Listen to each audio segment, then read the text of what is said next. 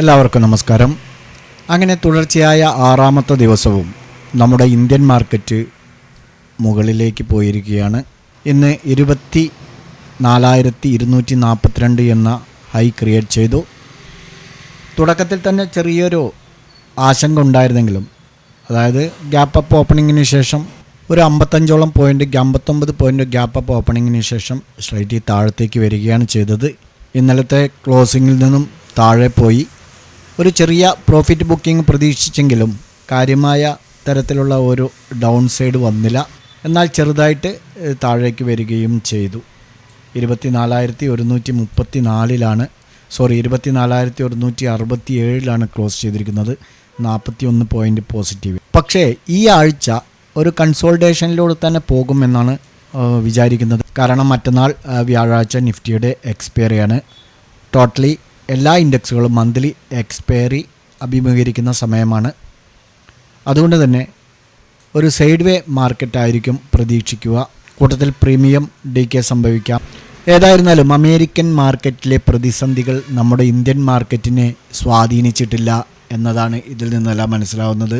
കഴിഞ്ഞ 8 ട്രേഡിംഗ് സെഷനുകളിലായി നിഫ്റ്റിയുടെ താഴ്ന്ന നിലയായ 21,743 നിന്നാണ് 2,400 പോയിൻ്റിൽ അധികം ഉയർന്ന് 24,242 എത്തി. ഇപ്പോൾ ഇന്ന് 24,167 ക്ലോസ് ചെയ്തിരിക്കുന്നത്. ഇത് മൊത്തത്തിൽ മാർക്കറ്റ് ബുള്ളിഷ് ട്രെൻഡാണ് സൂചിപ്പിക്കുന്നത്.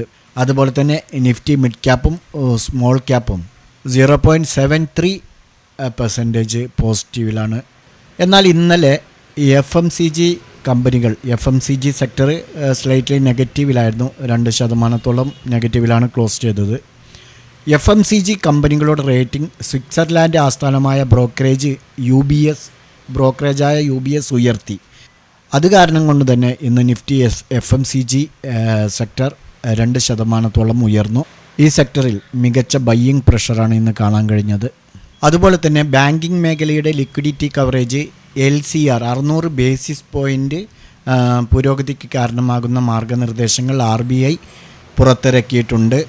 അതിനെ തുടർന്ന് ബാങ്കിങ് സെക്ടറും ഇന്ന് നല്ല പ്രകടനമാണ് കാഴ്ചവെച്ചത്.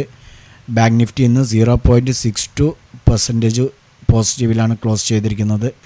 എന്നാൽ ഇന്ന് നിഫ്റ്റി IT സെക്ടർ 0.57% നെഗറ്റീവിലാണ് ക്ലോസ് ചെയ്തിരിക്കുന്നത്. ബാക്കി എല്ലാ സെക്ടറുകളും പോസിറ്റീവിലാണ് ഇന്ന് ക്ലോസ് ചെയ്തിരിക്കുന്നത്. നിഫ്റ്റി 41 പോയിൻ്റ് പോസിറ്റീവിൽ 24,167 ബാങ്ക് നിഫ്റ്റി 342 പോയിൻ്റ് നേട്ടത്തോടെ 55,647 അതുപോലെ സെൻസെക്സ് 187 പോയിൻ്റ് പോസിറ്റീവിൽ 79,595 ക്ലോസ് ചെയ്തു. നാളെ നിഫ്റ്റിയെ സംബന്ധിച്ചിടത്തോളം ഒരു റീടെസ്റ്റ് നടത്താനുള്ള സാധ്യതയുണ്ട്. 24,060 ഒരു സപ്പോർട്ട്. സെക്കൻഡ് സപ്പോർട്ട് എന്ന് പറയുന്നത് 23,850. അതായത് 23,850 സപ്പോർട്ടുണ്ട്. അതേസമയം ഒരു സൈക്കോളജിക്കൽ ലെവൽ എന്ന് പറയുന്നത് 24,000 24,000 ബ്രേക്കൗട്ട് ചെയ്ത് കഴിഞ്ഞാൽ 23,850 വരാം. പക്ഷേ നാളെ തന്നെ അത് വന്നോളണമെന്നില്ല. നാളെ 24,050 ഒരു സപ്പോർട്ട് എടുത്ത് മുകളിലേക്ക് പോകാം. അല്ലെങ്കിൽ ഒരു സൈഡ് വേ ആണ് പ്രതീക്ഷിക്കുന്നത്. നാളെ ബാങ്ക് നിഫ്റ്റിയുടെ എക്സ്പയറിയാണ്. കഴിഞ്ഞ കുറച്ച് ദിവസങ്ങളായി ഇൻഡസ്ഇൻഡ് ബാങ്ക് നല്ല പ്രകടനമാണ് കാഴ്ചവെച്ചിരുന്നത്. ഇന്ന് 4.91% ഇടിഞ്ഞിരിക്കുകയാണ്. ഏകദേശം 5% ഇടിഞ്ഞിരിക്കുകയാണ്. അതേപോലെ തന്നെ power grid corporation, Hero MotoCorp, Infosys, Wipro, Bharti Airtel തുടങ്ങി 7 സ്റ്റോക്കുകൾ 1 മുതൽ 3% വരെ ഇന്ന് ഇടിഞ്ഞിട്ടുണ്ട്. മൊത്തം നിഫ്റ്റിയിൽ രജിസ്റ്റർ ചെയ്ത 50 സ്റ്റോക്കുകളിൽ 28 റെഡിലും ബാക്കി 22 ഇന്ന് ഗ്രീനിലും ക്ലോസ് ചെയ്യാൻ സാധിച്ചിട്ടുള്ളത്. ITC ആണ് ഇന്ന് മികച്ച പ്രകടനം. 2.54% ഇന്ന് നേട്ടമുണ്ടാക്കിയത്.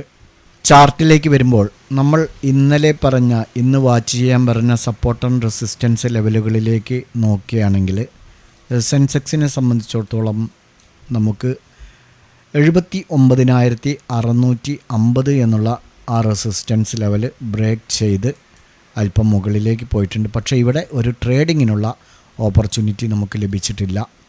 ബാങ്ക് നിഫ്റ്റിയെ സംബന്ധിച്ചിടത്തോളം നോക്കുകയാണെങ്കിൽ നമുക്ക് മോർണിംഗ് സെഷനിൽ തന്നെ 55,465 എന്നുള്ള റെസിസ്റ്റൻസ് ലെവല് ബ്രേക്ക് ചെയ്തു.